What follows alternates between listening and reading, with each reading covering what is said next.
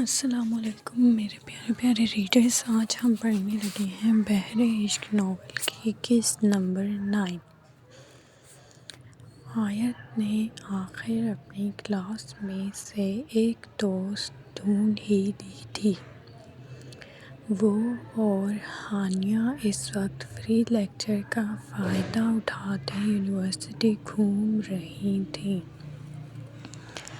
تم بتاؤ، تمہیں اس یونیورسٹی میں سب سے زیادہ ہینڈسم لڑکا کون سا لگتا ہے؟ ہانیہ شریر انداز میں اس سے پوچھ رہی تھی۔ استغفر اللہ! آیت نے فوراً کانوں کو ہاتھ لگایا۔ ہانیہ اس کے انداز پر ہنس پڑی۔ یار تم بہت کیوٹ ہو! وہ زور سے اس کا گال کھینچ گئی۔ آہ! آیت یکدم پیچھے ہوئی جب بے دھیانی میں اس کے ہاتھ میں پکڑی آئس کریم نیچے گر گئی۔ آیت نے افسوس سے اپنی خالی گود دیکھی، لیکن اگلے ہی لمحے اس کی سیٹی گم ہوئی۔ وہ ہونک بنی پیچھے مڑتے اس دراز قد شخص کو دیکھنے لگی جو سپاٹ نگاہوں سے اپنے شوز دیکھ رہا تھا۔ وہ آئس کریم سے خراب ہو چکے تھے۔ سوری! اس نے فوراً سے معذرت کی۔ صاف کرو! شیراز نے اسے گھورتے حکم دیا۔ کیا؟ آیت کو لگا اسے سننے میں غلطی ہوئی ہے۔ بحری ہو، سنائی نہیں دیتا؟ اس کے ساتھ کھڑے ساتھیوں میں سے ایک سختی سے بولا۔ یقیناً یہ ان کا پورا گینگ تھا۔ آیت نے اپنے بیگ سے ٹیشو نکالتے اس کی جانب بڑھا دیا۔ جو گند پھیلاتا ہے، صاف بھی وہی کرتا ہے۔ شیراز نے اپنا جوتا اس کے سامنے کر دیا۔ سبکی کے احساس سے آیت کی آنکھوں میں نمی چمکی، پر وہ خود پر قابو کر گئی۔ میں کسی کے پیروں میں نہیں جھکتی۔ اس کے جملے نے گویا شیراز پر تیزاب پھینک دیا۔ باقی لڑکے مزے سے ہوٹنگ کرنے لگے۔ اب وہاں اور لوگ بھی جمع ہونے لگے تھے۔ آیت نے واپس مڑتے وہاں سے جانا چاہا، پر دو لڑکے اس کا راستہ روک گئے۔ ہانیہ بے بس سی کھڑی تھی۔ پوری یونیورسٹی میں صرف دو لوگوں کے ساتھ ہر کوئی پنگا لینے سے ڈرتا تھا، اور وہ تھے شیراز اور ایلیان شاہ۔ اب تم ٹیشو پیپر سے نہیں بلکہ خود چاٹ کر میرا جوتا صاف کرو گی۔ چلو چاٹو! اس قدر بےعزتی پر آیت نے سب سے مٹھیاں بھینچ لیں۔ اب وہ چپ چاپ سر جھکا کر کھڑی تھی۔ کچھ دیر تنگ کرنے کے بعد وہ خود ہی چلے جائیں گے، اس نے خود کو تسلی دی۔ جلدی کرو، میرے پاس فالتو کا وقت نہیں ہے۔ شیراز کے چیخنے پر آیت ڈر کر ایک قدم پیچھے ہٹی۔ جو آنسو روک رکھے تھے وہ بہہ نکلے۔ کیا ہو رہا ہے؟ ایلیان شاہ کی گمبھیر آواز پر سب نے اس جانب دیکھا۔ وہ جہاں سے چلتا ہوا آ رہا تھا، سب خود ہی اسے راستہ دیتے چلے جا رہے تھے۔ اس نے وائٹ پینٹ پر بلیک ہوڈی پہن رکھی تھی جس نے اس کے سر تک کو ڈھانپ رکھا تھا، البتہ اس کے بال ماتھے پر بکھرے تھے۔ اس کی کرسٹل گرے آنکھیں شیراز پر گڑی تھیں۔ وہ اطمینان سے چلتا ہوا عین اس کے سامنے آن کھڑا ہوا کہ آیت کا وجود اس کے پیچھے چھپ گیا۔ اوہ! چھوٹے بچے کا شوز گندا ہو گیا۔ سب اس کی بات پر دبی دبی ہنسی ہنس دیے۔ شیراز نے غصے سے سب کو دیکھا۔ الیان شاہ کی موجودگی میں لوگ اس سے ڈرنا چھوڑ دیتے تھے۔ آیت جلدی سے آنسو پوچھتے پیچھے ہٹ گئی۔ سب کا دھیان اس پر سے ہٹ چکا تھا۔ کوئی بات نہیں، میں یہ گند صاف کر دیتا ہوں۔ بولتے ہی وہ اپنا پیر بے دردی سے شیراز کے پیر پر رکھ گیا۔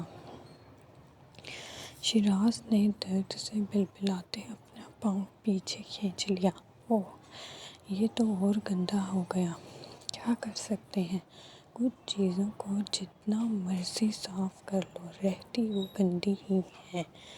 الیان نے افسوس کرتے کہا، تمہیں میرے معاملات میں دخل اندازی کی اجازت نہیں، یہ ہمارے معاہدے کی خلاف ورزی ہے۔ معاہدہ مائے فٹ۔ الیان شاہ بیزاری سے اس کی بات کاٹ گیا۔ اب نئے رول سیٹ کرنے کا وقت آ گیا ہے۔ آج رات کو میچ ہے، جو جیتے گا حکمرانی اس کی۔ اسے چیلنج کرتے الیان شاہ واپس مڑ گیا۔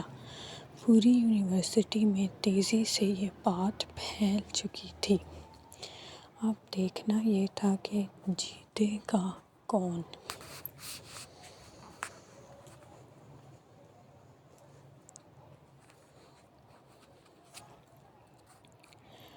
ماہا اسے سہارا دیے اندر لے آئی۔ یہ 2 کمروں پر محیط چھوٹا سا گھر تھا۔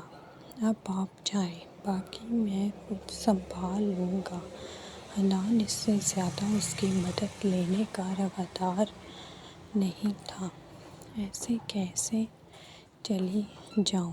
تمہارا وہ ڈاکٹر دوست کہاں ہے؟ تم نے اسے بلایا نہیں؟ اور تمہارے گھر پر اور کوئی نہیں ہے؟ میرا مطلب تمہارے موم ڈیڈ یا… اس کے سوالات پر حنان نے آنکھیں گھمائیں۔ آپ مجھ سے یہ سب کیوں پوچھ رہی ہیں میڈم؟ وہ درستگی سے اس کی بات کاٹ گیا۔ میں تو بس ویسے ہی… بہتر ہوگا اب آپ چلی جائیں۔ ویسے بھی یہاں اگر کوئی لڑکا اور لڑکی اکیلے گھر میں پائے جائیں تو لوگ باتیں بناتے ہیں۔ وہ کسی بھی طرح بس اسے بھیجنا چاہتا تھا۔ کیا اس میں بھلا کون سی بڑی بات ہے؟ ماہا بے اختیار ہنسی۔ جی، آپ کے لیے تو کوئی بڑی بات نہیں ہے۔ منان کے طنز پر ماہا نے آنکھیں سکوڑی۔ کہنا کیا چاہتے ہو تم؟ کچھ نہیں، اس نے سر جھٹکتے اپنا زخمی وجود گھسیٹا۔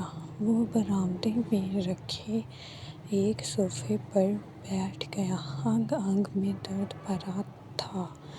کہہ دو نا صاف صاف جو کہنا چاہتے ہو۔ یقیناً تم بھی گنوار جاہل مردوں کی طرح مجھے ہی قصوروار سمجھ رہے ہوگے۔ صرف آپ کو نہیں سمجھ رہا، لیکن اس میں آپ کی بھی غلطی تھی۔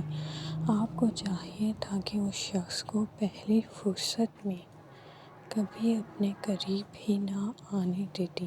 بوائے فرینڈ بنانا تو دور کی بات۔ اور ماہا کا غصے سے سرخ پڑتا چہرہ دیکھتے وہ خاموش ہوا۔ اور کیا؟ صوفے کی پشت پر اپنے ناخن گاڑے وہ چیخی۔ چھوڑیں۔ وہ اب میز پر پڑے فرسٹ ایڈ باکس سے روئی نکالتے ڈیٹول میں ڈبونے لگا۔ کیوں چھوڑ دوں؟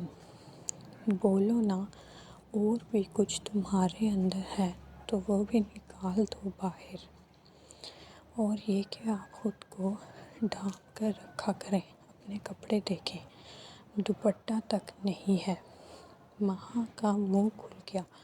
تم ہوتے کون ہو مجھے بتانے والے؟ تمہیں اس سے کوئی فرق نہیں پڑنا چاہیے، سمجھے؟ اب کی بار وہ لاجواب ہوا۔ واقعی اسے کیا فرق پڑتا تھا؟ اب یہ نہ کہنا کہ تمہاری یہ حالت بھی میری وجہ سے ہے۔ کس نے کہا تھا ہیرو بننے کے لیے؟ میں نے بولا بھی تھا گاڑی سے مت نکلنا۔ تم اپنی مرضی سے بیچ میں آئے، میں نے کوئی مدد نہیں مانگی تھی۔ اسے چپ کراتے وہ اپنا پرس اٹھاتے مڑی۔ اپنے زخم صاف کرتے وہ رہا، تمہارے پاس 2 دن کا وقت ہے، اس کے بعد واپس ڈیوٹی پر آ جانا، ورنہ پیسے تمہاری تنخواہ سے کاٹوں گی۔ اپنی بڑاس نکالتے وہ پرس اٹھائے اس گھر سے نکلتی چلی گئی۔ ظالموں کا خاندان ہے، حنان بڑبڑایا۔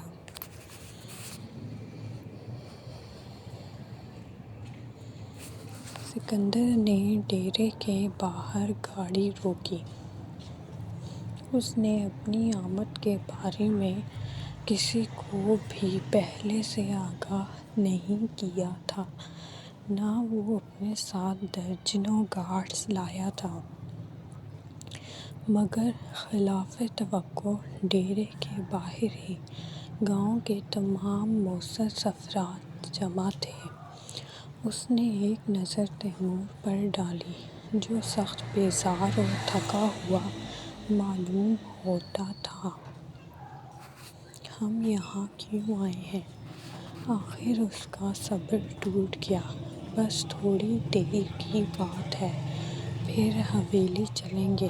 سکندر نے باہر نکلتے تیمور کو بھی گاڑی سے نکالا۔ آپ سب کو اس وقت یہاں آنے کی ضرورت نہیں تھی، ہماری ملاقات صبح بھی ہو سکتی تھی۔ سکندر ان سب سے مخاطب تھا، جن میں سے ایک بھی ان سے ملنے کے لیے آگے نہیں بڑھا تھا۔ کیا بات ہے؟ آپ سب ایسے کیا دیکھ رہے ہیں؟ وہ اب ڈٹ گیا۔ سردار سکندر خان، ہمیں یہ خبر ملی ہے کہ آپ ایک شادی سے دلہن بھگا لائے ہیں۔ مقابل کی بات پر سکندر کو زوردار جھٹکا لگا۔ کیا؟ اسے سمجھ نہ آئی۔ وہ سب مذاق کر رہے تھے یا سنجیدہ تھے؟ آج گاؤں میں وجاہت خان کی شادی تھی اور لڑکی عین نکاح سے پہلے بھاگ گئی۔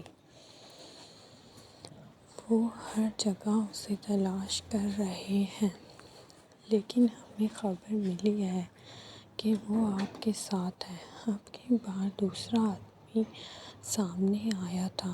ان سبھی کے سروں پر پگ تھی، جو ان کے عہدے کی ایک نشانی تھی۔ ان کی عزت ہر جگہ کی جاتی تھی۔ جرگوں کے فیصلے میں بھی ان کی رائے لازمی لی جاتی تھی۔ آپ سب ہوش میں تو ہیں؟ میں شہر سے یہاں تک یہ الزام سننے نہیں آیا۔ تیمور حیران سا ان سب کو دیکھ رہا تھا۔ اس کے بابا تو سارا دن اس کے ساتھ ہی تھے۔ سردار، بات یہاں عزت کی ہے، ہم بھی مجبور ہیں۔ فی الحال تو یہ بات باہر نہیں نکلی، لیکن اگر نکل گئی تو جنگل میں آگ کی طرح پھیل جائے گی، اور آپ تو جانتے ہیں کہ جلد ہی الیکشن۔ 1 منٹ، سکندر درستگی سے ان کی بات کاٹ گیا۔ جب کوئی ایسی بات ہے ہی نہیں تو پھیلے گی کیسے؟ اور آپ کو آخر یہ خبر دی کس نے؟ اس کے سوال پر وہ صاحب ذرا سا ہٹے تو سکندر